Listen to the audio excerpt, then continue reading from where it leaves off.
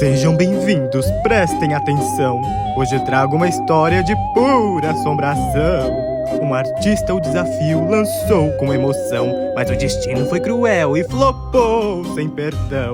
Ou melhor, nem tanto, vou corrigir, pois seguidores talentosos vieram surgir. Ilustrações criativas de um toque sombrio que logo veremos num tenebroso desafio. Antes de ver as artes de causar tremores e o resultado das enquetes de horrores, curta esse vídeo sem hesitação e se inscreva antes da próxima maldição! Agora, sem mais enrolação, vamos conferir as assombrações e esqueletes, ilustrações e enquetes.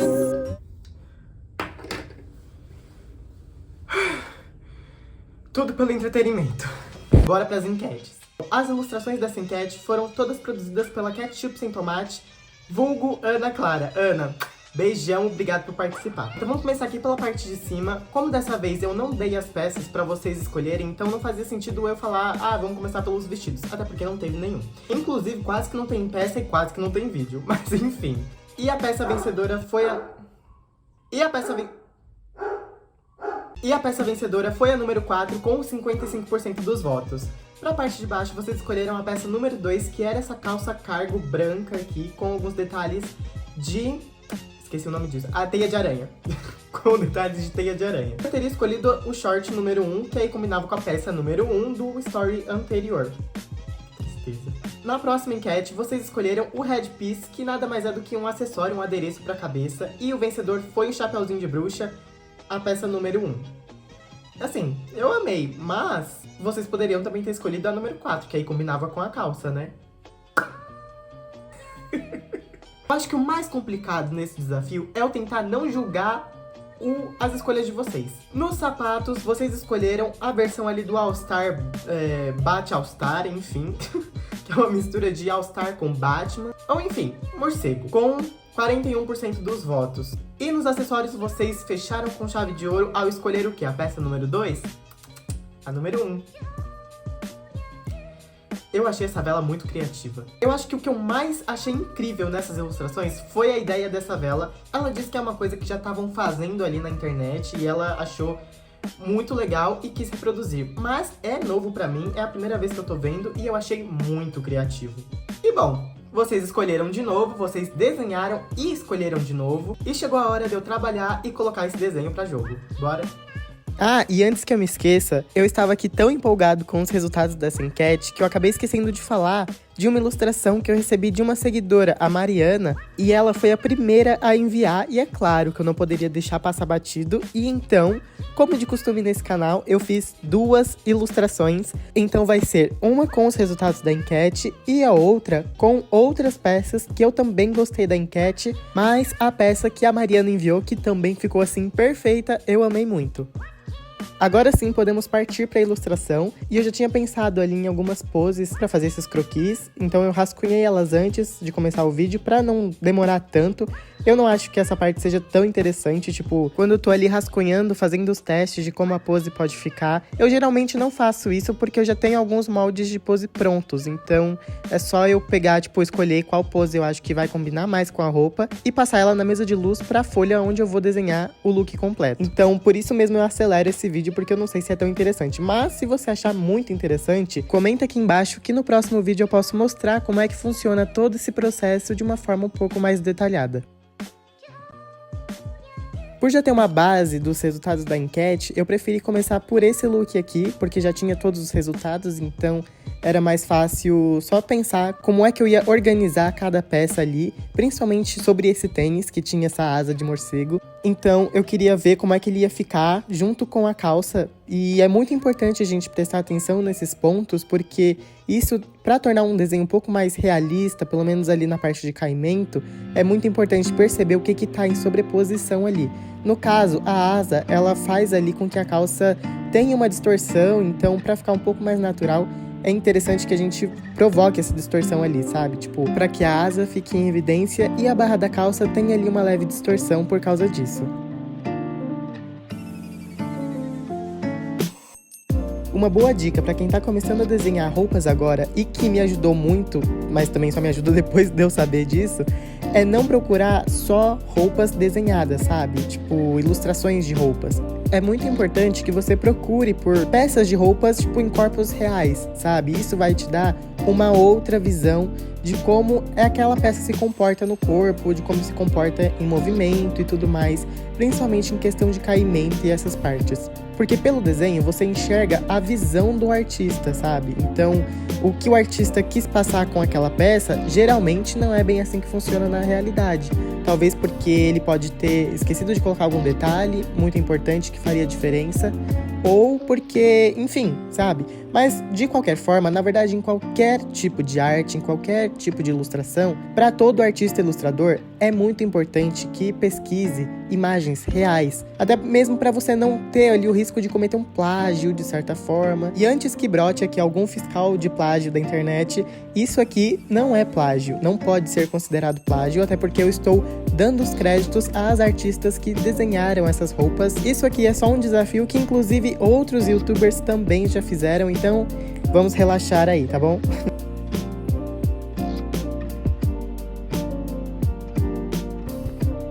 Pra esse segundo croquis, eu pensei, bom, uma cabeça normal vai ficar muito comum e tudo mais. E como esse look tem ali uma paleta de cores mais laranja, então por que não fazer uma cabeça de abóbora? E, gente, eu gosto bastante, inclusive, de fazer desenhos com cabeça de abóbora. Acho que eu vou implementar isso nos próximos Halloweens.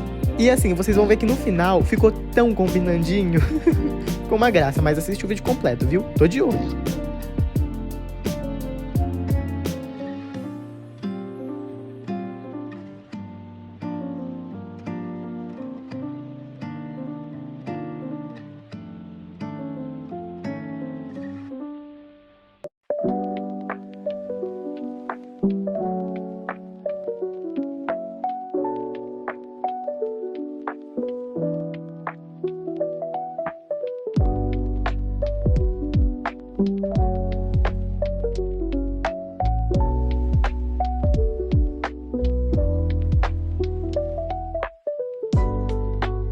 Hora da diversão, bora colorir esse desenho. Eu não sei vocês, mas enquanto eu estava aqui fazendo a pele desse croquis, eu acabei pensando numa coisa que foi, assim, arrependimento na certa.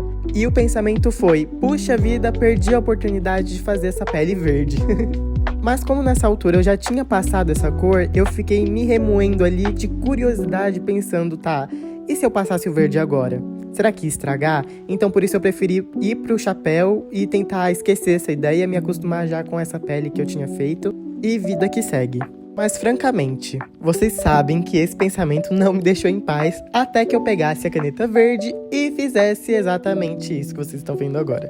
Sim, eu tive coragem pra passar o verde nisso tudo. O pior é que assim, se fosse talvez outra cor um pouquinho mais clara e talvez antes da pele, talvez teria jeito. Mas o verde em cima dessa pele não ia ter mais volta, e foi exatamente isso que aconteceu. A princípio, eu gostei bastante até, eu achei a cor muito parecida com aquela da Bruxa Má do Oeste, sabe? A Elfaba do Mágico de Oz, enfim.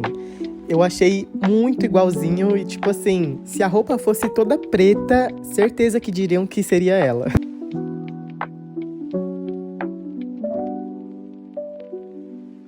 Essa parte de transparência aqui da manga me lembrou muito as primeiras ilustrações de moda que eu fazia lá ainda em 2021, por aí, meados.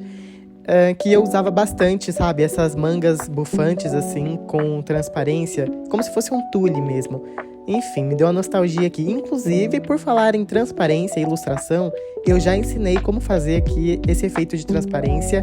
Acho que foi no último vídeo antes desse, claro, onde eu desenhei com enquetes também. Então, dá uma olhadinha lá depois e me diz o que achou.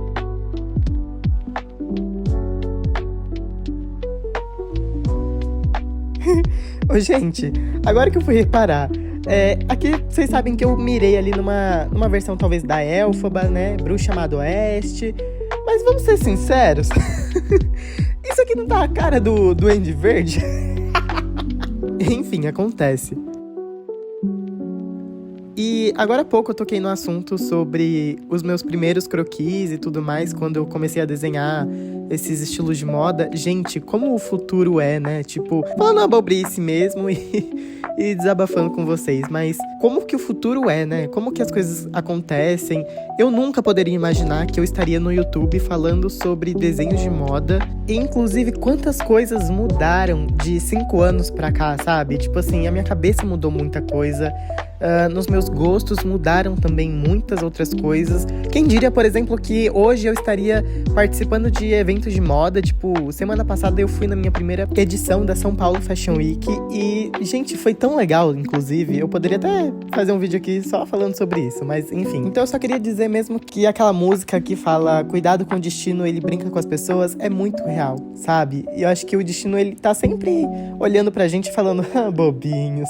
Mas é claro que algumas vezes tem algumas coisas que me enlouquecem, às vezes, quando eu paro pra pensar. Por exemplo, efeito borboleta, sabe? Isso, assim, não tem nada a ver com o tema do vídeo, mas eu acabei de lembrar e achei interessante comentar aqui com vocês. Mas se você também gosta desses assuntos, deixa aqui no comentário e bora bater uns papos sobre isso, porque eu amo falar sobre isso. Eu passaria horas falando sobre essas coisas de universo e destino, enfim. Efeito borboleta, gente, isso me enlouquece quando eu paro pra pensar que uma ação, por menor que seja ou por maior que seja também, vai gerar algum efeito, algum resultado. E, inclusive, eu posso dizer que já fui vítima do efeito borboleta, porque toda vez que eu paro pra pensar no meu passado, eu encontro como se fosse, assim, pontos exatos onde eu vejo que teve uma mudança e que poderia ter sido muito diferente, sabe? Aquele tal do e se? Tipo, e se eu não tivesse entrado na escola tal, no curso tal? E se eu não tivesse conhecido tal pessoa? E se eu não tivesse, sabe?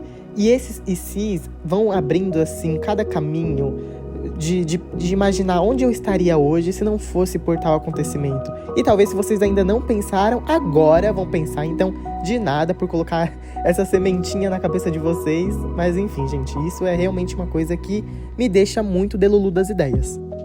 Agora, voltando a falar aqui sobre desenho e arte, tem outro assunto que eu queria muito falar aqui com vocês e também para tirar uma dúvida de vocês, porque recentemente uma seguidora me perguntou quanto tempo eu tinha levado para fazer aquela pintura, aquela última de giz pastel, que também tem vídeo aqui no canal. Gente, eu sempre quis falar isso porque, olha só, já tem tanto vídeo aqui no canal que eu posso recomendar vários, mas enfim, voltando pro assunto. E bom, a verdade é que aquilo não me demorou mais do que pelo menos 3 horas para ser feita. E assim, 3 horas considerando o tempo de gravar, então posiciona o celular. E sim, eu gravo com o celular e um tripé ali pra me ajudar. Inclusive eu gravo e edito tudo com o celular. Eu preciso mudar isso porque eu acho que daqui a pouco ele já não aguenta mais, o bichinho. Mas enfim, então assim, foi 3 horas levando em consideração toda essa dinâmica de gravação, sabe? Então procura um ângulo, aí grava, aí pausa o vídeo, continua desenhando e tudo mais. Então assim, acho que se não fosse por toda essa dinâmica e processo de gravação, eu teria levado ali pelo menos 1 hora pra fazer aquela pintura. O que pra mim já é um grande avanço, inclusive, porque eu já cheguei a levar, dias pra fazer uma pintura com giz pastel. Na verdade, no começo, isso me acontecia com qualquer outro material. Mas assim, no começo, né, quando eu ainda não tinha muitas práticas, não tinha muita técnica. E não que hoje também eu consiga fazer uma aquarela, assim, super detalhada em um dia. Às vezes depende inclusive do clima. E também da complexidade da pintura, enfim. Então, tem muitas coisas que levam a fazer uma pintura ser demorada ou não. Mas, geralmente, com um marcador, com giz pastel, com lápis de cor, isso não demora tanto. Até mesmo com a guache, que tem uma secagem um pouco mais rápida ali. Mas com a aquarela, ainda eu acho que eu levo umas 4 ou 5 horas para terminar uma pintura.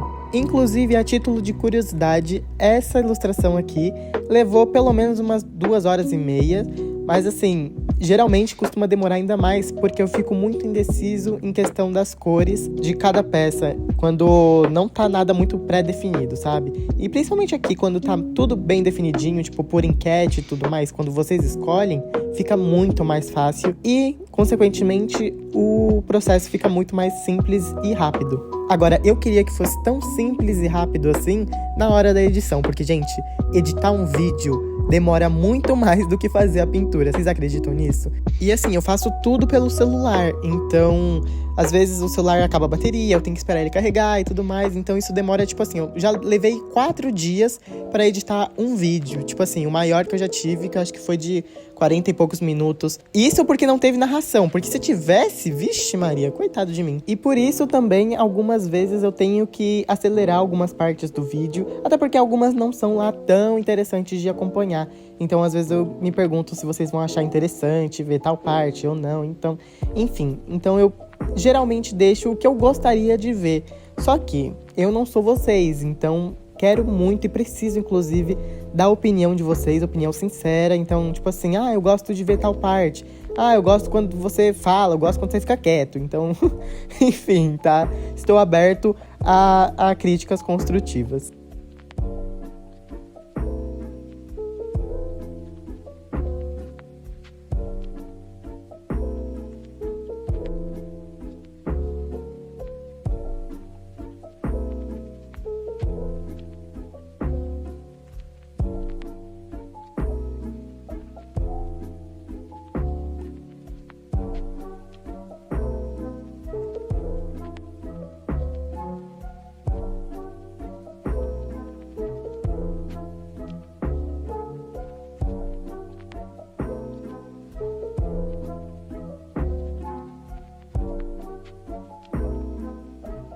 Nessa parte, vocês podem presenciar o que a indecisão faz. Assim, às vezes ela não é tão ruim quanto a gente imagina.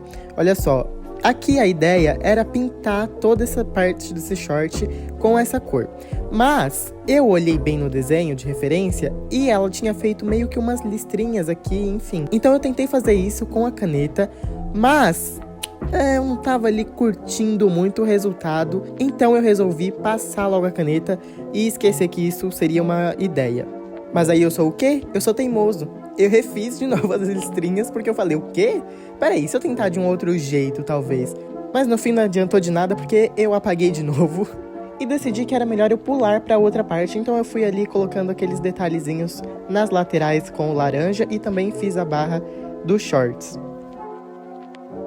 Mas lá vem a vozinha na minha cabeça de novo falando, vai lá, bobo, tenta mais uma vez. E aí eu fiz as outras listrinhas, mas do lado contrário. Então, como se estivesse fazendo ali uma estampa, sabe? E se tá na chuva é pra se molhar, então eu aproveitei e reforcei também as outras que estavam mais apagadinhas, porque eu passei a caneta em cima. E no fim ficou ali um meio termo entre é um biscoito wafer ou é uma peça da Louis Vuitton. E eu não sei quantas vezes isso acontece na vida de alguém, mas nesse dia a indecisão me ajudou a ilustrar uma estampa nesse short. Não, francamente, aplausos.